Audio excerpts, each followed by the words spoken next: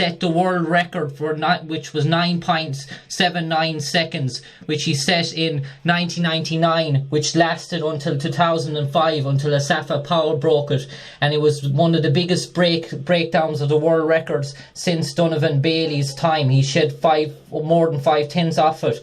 Maurice, just looking back on your track career back in the 2000s, late 1999s, when you were at your elite at the Olympics and World Championships, coming to that period, there was great competition and the rivalry was so close between yourself and Atto Bolton and Obadeli Thompson.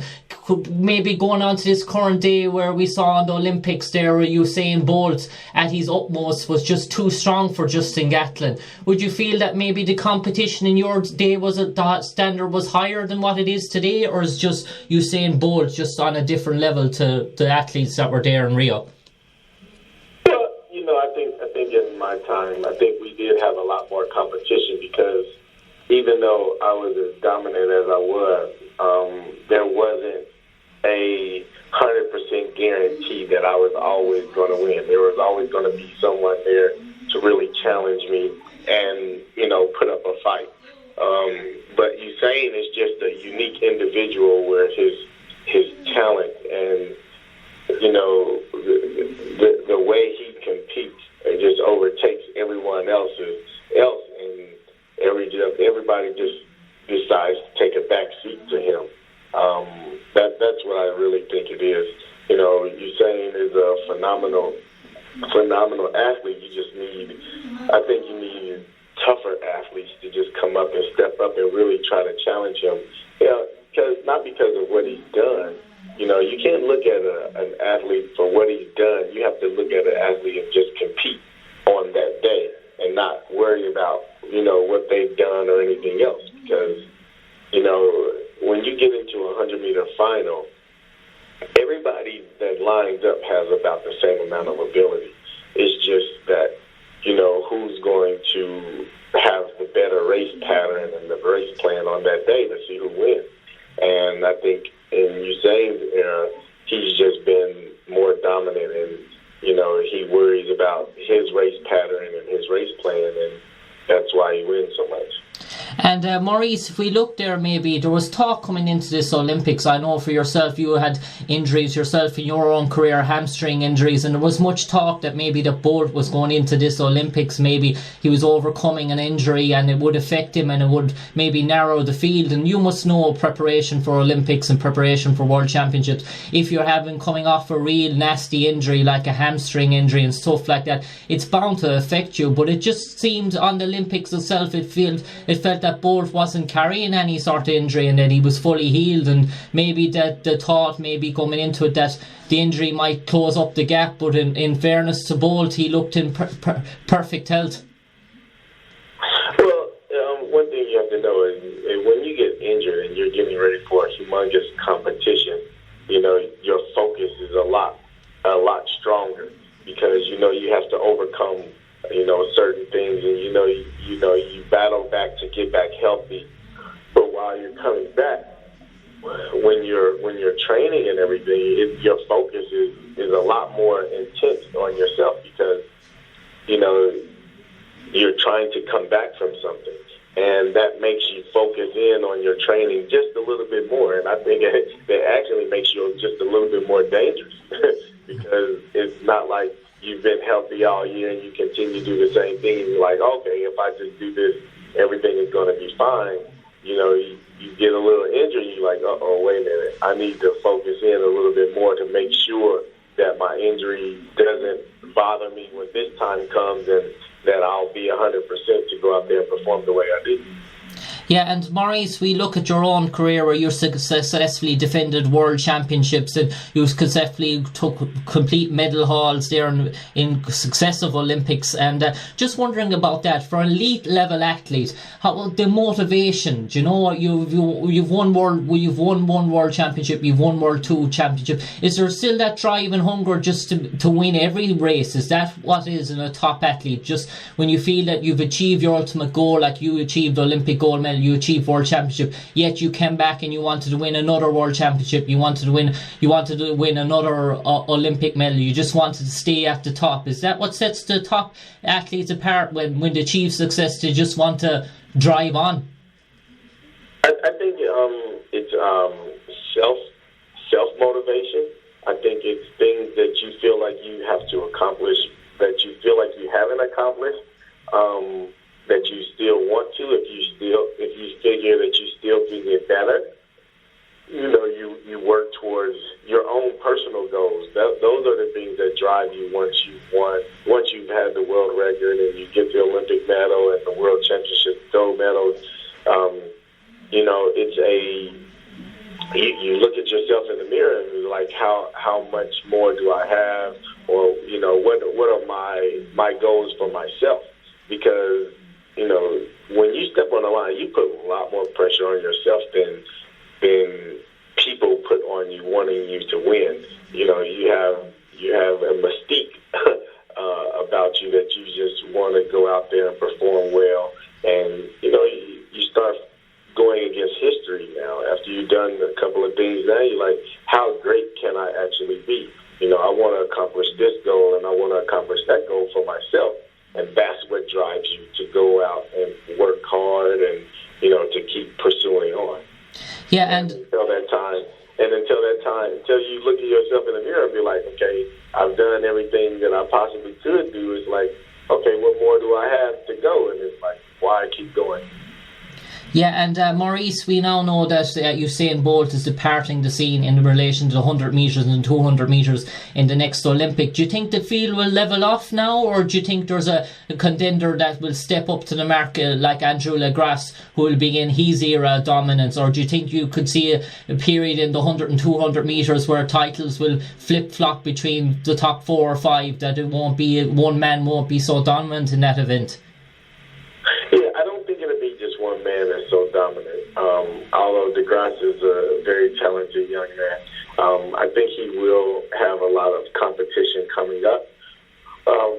You have Tremont Burmell, who was actually hurt in this year's Olympics. His injury just overtook him. He wasn't able to, put up the times that he's capable of. So it depends on how he comes back from his injury, from his surgery, and how he progresses with that. I think he'll be a contender. I think we have a couple of young other guys who's going to show their faces now that, the field is going to be wide open. Yeah, and many people say that Justin Gatlin, now that he knows Bolt might be departing, might actually stay on, that he mightn't. I know Gatlin's 34, he mightn't retire. What do you think the future holds for Justin Gatlin now? Do you think there's another Olympics in Justin, or do you think he will depart the era where Bolt will depart, or do you think he wants to stay on and maybe go for that gold with Bolt out of the picture now? It's possible, but I don't think he will be there at the next Olympics. That's just, he'll be, 34 now. He'll be 38, 39. At that time, I don't think it will happen. Yeah. But only time will tell. Who knows? Yeah, and if we can move on now to the 400 metres, Maurice Greene, and a record that most people watching were in disbelief that the top would never go, Michael Johnson's 20-year record in the 400 metres, and it was broken by some distance by Wayde Van Niekerk, who many people thought he was a contender going into the race, but many people had LeSean Merritt, Karani James maybe down as the 1-2, and Van Niekerk maybe to spoil the party, but Van Niekerk just took off from the outside lane for a bullet, and we were just like, is he going to slow? Are the field going to catch up to him? And the gap was kept widening and widening and widening. And watching the race, Maurice, what did you make of it? I think he is a tremendous talent. I thought he could win. I didn't think anyone in that race was going to break the world record. That's just what I thought. But the way Van Niekerk runs, I thought he is capable of winning, even though he was in lane 8. I didn't think lane 8 would bother him because of the way he runs. He runs one way, and he's going to run hard, and it doesn't matter whether he's in front or in back or anything else. He's just going to run one way. And in lane 8, really just focusing on himself really allowed him to do that. And when he came through the 300 and then he just kept on going, that was a tremendous race. Yeah, and maybe it just shows that we overestimated the powers of LaShawn Merritt and Karani James, or do you think it was that Van Niekerk was holding something back during the early rounds? I'm sure he was holding something back through the early round, because you want to try to reserve as much energy as possible, and then let it all loose in the final. So I'm sure he was holding back, and that's how he ended up in lane 8. But I'm sure he didn't worry about him being in lane 8, either. So, he ran a phenomenal race. Yeah. I don't think all the pressure was just on, Karani and LaShawn. I think he had a lot of pressure on himself, but he knew what he was capable of doing.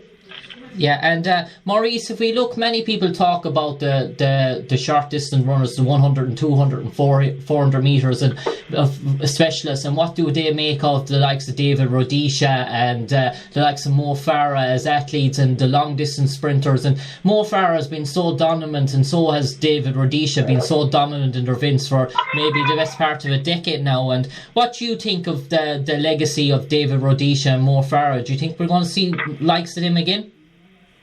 Oh, you know what? I mean, this is an era of athletes that come, very, very often. Is what you're seeing between, like, you see David Rhodesia and you see Mo Farah and you see Usain.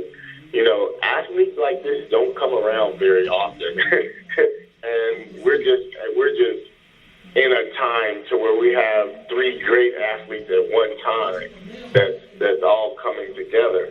I think it'll be some time before we see somebody that dominant like those guys are. But I mean, eventually it'll be someone to come around and do the things that they do. Yeah, and but I think it'll be a time. It's going to be a while before that happens. Yeah, and Maurice, what did you make of the women's track and field events? We saw Elaine Thompson and Shelly-Ann Fraser and Alison Felix maybe outgunned and outshone as one of the favourites to take gold. And what do you think, was there surprises there that you didn't expect to see? No, it wasn't a surprise. I thought, I knew it was going to be hard for Alison Felix because, everyone knows she was dealing with some injury problems earlier in the year. And I think what she did was fantastic. To almost think that her ankle is broke and to come back and to perform the way that she did was just great. But, you have the young athletes coming up like Elaine Thompson, who's, coming on very strong, and to double the way she did and to hold off Daphne Skippers. She's a tremendous athlete. Yeah.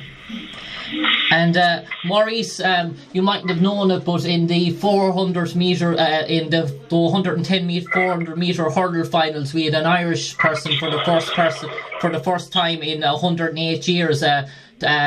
Thomas Barr, he came in 4th, and his time, if it was in the previous Olympics, the past 4, he would have won a silver medal, and it was the American Karan Merritt that won the hurdles. And did you see that race? Yeah, I saw the race. One of the hardest races on the track is the 110 hurdle. That is a very competitive race. At any time, you never know who's going to come out to be the victor, especially at this year's Olympics. You didn't know what was going to happen. And that's what makes it so exciting. I think he has a tremendous, he's going to have a tremendous career ahead of him. I think as long as he keeps progressing, he's going to turn a lot of heads. Everyone knows that he can run now, so it's not going to just be as easy for him now. Now everybody's going to be looking for him. Okay. Maurice, it's been a pleasure talking to you, and we wish you all the best in the future. All right, thank you. Cheers. Thanks, Maurice.